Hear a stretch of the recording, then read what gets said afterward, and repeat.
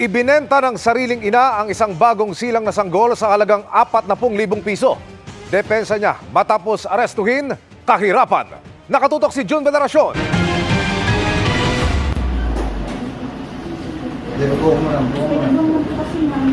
Sige, sandali lang. Hindi na nakapalag ang 26 na taong gulang na nanay na ito sa entrapment operation ng PNP Anti-Cybercrime Group sa isang lying-in clinic sa Caloocan City kaninang umaga.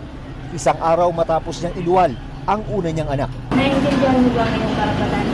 Na-monitor ng PNP ACG sa social media ang post ng suspect na inaalok ang kanyang sanggol na babae sa halagang 40,000 piso. Nagpakita pa ito ng resulta ng ultrasound sa buyer na hindi niya alam ay pulis pala. Ayon sa PNP ACG, kahirapan ang dahilan ng nanay kaya niya ibinenta ang anak. Kasi kailangan daw po sa maintenance ng tatay niya and wala po siyang pantustos since unemployed din po siya, wala po siyang trabaho, wala po talaga siya ng pampabuhay sa anak niya. And yung tatay ng anak niya hindi din alam na manganganak siya at parang naanakan lang yung nanay. Nasa pangangalaga na ngayon ng mga social worker ang baby. Kabilang sa kakaharaping kaso ng ina ay paglabag sa Special Protection of Children Against Child Abuse, Exploitation and Discrimination Act, kaugnay ng Cybercrime Prevention Act of 2012.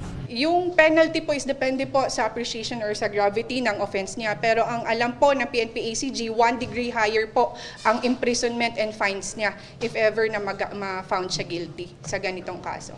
Sinubukan ng media na kunin ang panig ng arestadong ina. Ipapagtatanggol ko naman po ang sarili ko pero hindi po ako magsasalita sa inyo. 6 na social media page na may libu-libo raw na followers ang minomonitor daw ngayon ng PNP Anti-Cybercrime Group dahil sa hinalang sangkot ang mga ito sa dumaraming kaso ng babies for sale.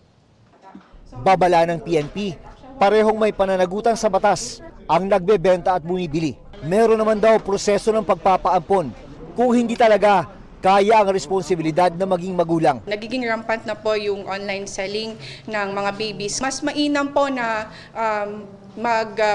dumaan po tayo sa tamang proseso, sa legal na proseso sa pag-adapt ng bata.